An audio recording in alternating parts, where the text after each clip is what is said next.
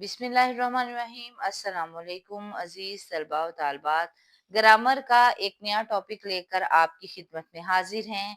आज तक आप लोगों ने बहुत सारे वाहिद जमा किए होंगे, लेकिन हमने वाहिद जमा की मजीद जो है वो पहचान इस लेसन में करनी है कि वाहिद जमा जो हैं उनकी कितनी इकसाम हैं और वाहिद जमा कौन से जो हैं कौन सी इकसाम में आते हैं।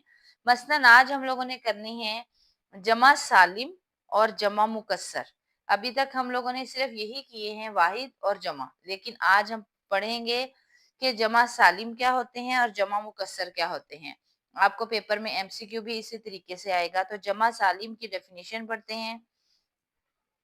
किसी अरबी लफ्ज को वाहिद से जमा बनाते वक्त अगर वाहिद की असल सूरत कायम रहे तो उसे जमा सालिम कहते हैं। वाहिद की असल सूरत कैसे कायम रहे? मसलन अमारत से अमारतें। अब यहाँ देखें, अमारत में आइन, मीम, अलिफ, रे और ते आ रहा है। ठीक है। अब अगर अमारतें में देखें, आइन, मीम, अलिफ, रे, ते, पूरे का पूरा अमारत जो है वो इसमें मौजूद है। आगे ये और नून हुन्ना का इजाफा किया गया तो अमारत से बन गया अमारतें। यानी पूरे का पूरा वाहिद जो है वो जमा के अंदर मौजूद है। ऐसे वाहिद जमा को जमा सालिम कहते हैं। मसलन अगला लफ्ज है दरख्त। दाल, रे, खे और ते। दरख्तों में भी आप देखेंगे दाल, रे, खे, ते, पूरे का पूरा जो है वो आया है। उसके बाद वाओ और नून हुन्ना का जो है वो इजाफा किया गया तो उससे जो है दरख्त से दरख्तों बन गया, जमा बन गया। इसी तरह बाग है, बाग से बागात। बे अलिफ गैन मौजूद है और अलिफ और ते के इजाफे से बागात बन गया। इसी तरह हैवान है, हे ये वाव अलिफ नून। हे ये वाव अलिफ नून के बाद अलिफ और ते का इजाफा कर दिया गया तो बन गया हैवानात। इस तरह जमा सालिम क्या हुआ कि पूरे का पूरा वाहिद जो है वो जमा के अंदर मौजूद हो तो उसको जमा सालिम कहते हैं। अब हम करेंगे जमा मुकस्सर। जब हम जमा मुकस्सर करेंगे तो आपको दोनों का फर्क जो है वो पता लग जाएगा। जमा मुकस्सर की सबसे पहले हम डेफिनेशन करेंगे। किसी अरबी जुबान के लफ्ज को वाहिद से जमा बनाते वक्त अगर वाहिद की असली सूरत कायम ना रहे तो उसे जमा गैर सालिम या जमा मुकस्सर कहा जाता है। यानी कि इसका जो है वो उलट है। इसमें पूरे का पूरा वाहिद जमा में मौजूद होता है, जबकि इसके अंदर पूरे का पूरा वाहिद जमा में मौजूद नहीं होता। अब हम इसकी एग्जांपल देखेंगे। एग्जांपल देखें। सबसे पहली मिसाल है तस्वीर। तस्वीर के हिजे देखें, ते, स्वाद, वाओ, ये और रे। तो जब हम इसको जमा बनाएंगे, ते, स्वाद, अलिफ, वाओ, ये, रे, तो पूरे का पूरे तस्वीर का जो है वो जमा में मौजूद नहीं है।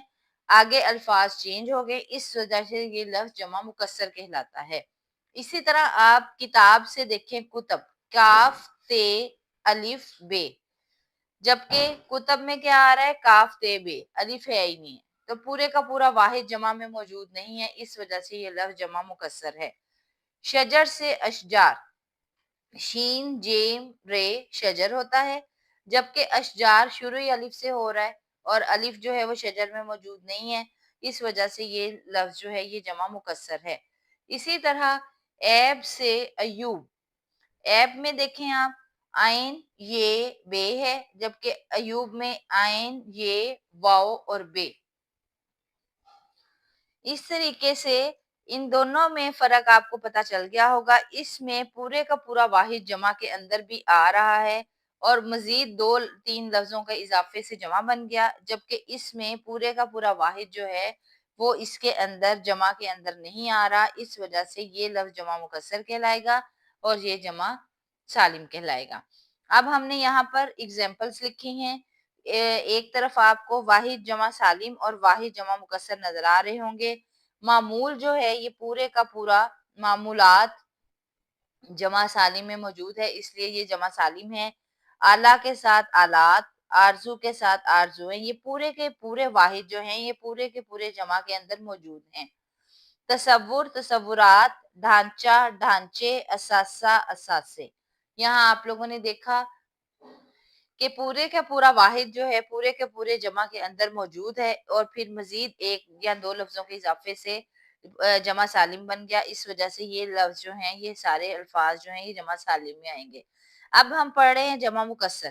ظرف ظروف پورے کا پورا ظرف جو ہے وہ جمع میں موجود نہیں ہے, درمیان میں واو لگ گیا, اس وجہ سے یہ جمع مکسر بن گیا. نقص سے نقائص, حرف سے حروف, کیفیت سے کیفیات, وقت سے اوقات, حرکت سے حرکات, یہ سارے کے سارے الفاظ جو ہیں یہ پورے کے پورے واحد جمع کے اندر پورے کے پورے موجود نہیں ہیں, بلکہ الفاظ بدل جاتے ہیں جا کر, اس وجہ سے یہ لفظ جو ہیں یہ جمع مکسر کہلاتے ہیں. امید ہے کہ اتنی وضاحت کے ساتھ آپ کو جمع سالم اور جمع مکسر کا فرق جو ہے وہ بہت اچھی طرح سے معلوم ہو گیا ہوگا. اب ہم انہی جمع سالم اور جمع مکسر کے جو ہم نے جمع بنائے ہیں انہی جمع کے ہم جملے بنائیں گے, کیونکہ آپ کی ایکسرسائز میں بھی یہ جملے جو ہیں وہ دیے گئے ہیں. تو جملے بنائیں گے. سب سے پہلا لفظ ہے معمولات. ہمیں اپنے بچوں کے روزمرہ کے معمولات پر نظر رکھنی چاہیے. اگلا جملہ ہے آلات. سرجری کے دوران آلات جراحی کا استعمال کیا جاتا ہے. آلات جراحی کہتے ہیں آپریشن کے دوران جو انسٹرومنٹ استعمال ہوتے ہیں انہیں آلات جراحی کہتے ہیں. ظروف, ظروف برتن کو کہا جاتا ہے. چینی کے ظروف پوری دنیا میں شہرت رکھتے ہیں. نقائص, مہنگی چیزیں خریدتے وقت ان کے نقائص پر بھی نظر رکھنی چاہیے. آرزوئیں, والدین اپنے بچوں کے مستقبل کے ساتھ بہت سی آرزوئیں وابستہ کیے رکھتے ہیں. تصورات, انسان دنیاوی تصورات میں کھو کر اللہ کو بھلا بیٹھتا ہے. حروف, عربی حروف اردو حروف سے مختلف ہوتے ہیں.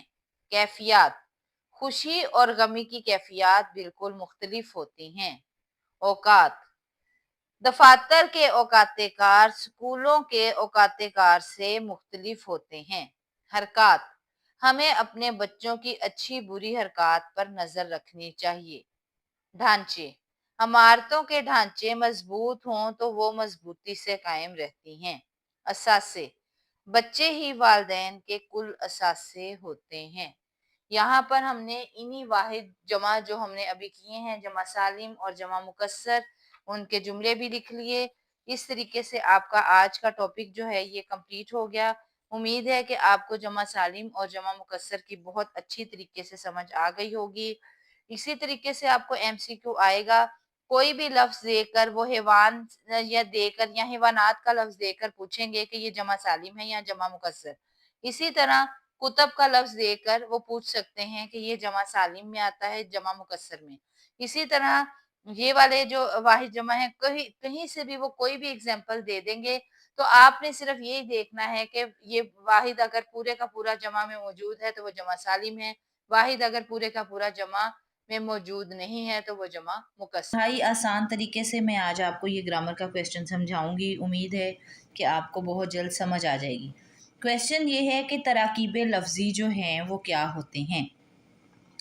اس کی پہلے ہم ڈیفینیشن دیکھیں گے کہ تراکیب لفظی کسے کہتے ہیں. عربی اور فارسی ادب میں دو مفرد الفاظ, مفرد کہتے ہیں ایک لفظ علیحدہ کو زیر یا حمزہ کے ذریعے یا ان دو الفاظ کے نیچے زیر آ رہی ہو یا وہ حمزہ کے ذریعے ایک دوسرے کے ساتھ جڑے ہوں, ایک مرکب لفظ بنا دیا جائے جس سے ایک نیا لفظ, نئی ترکیب یا نئے معنی وجود میں آتے ہیں. اب سب سے پہلے آپ کو مرکب کا پتہ ہونا چاہیے.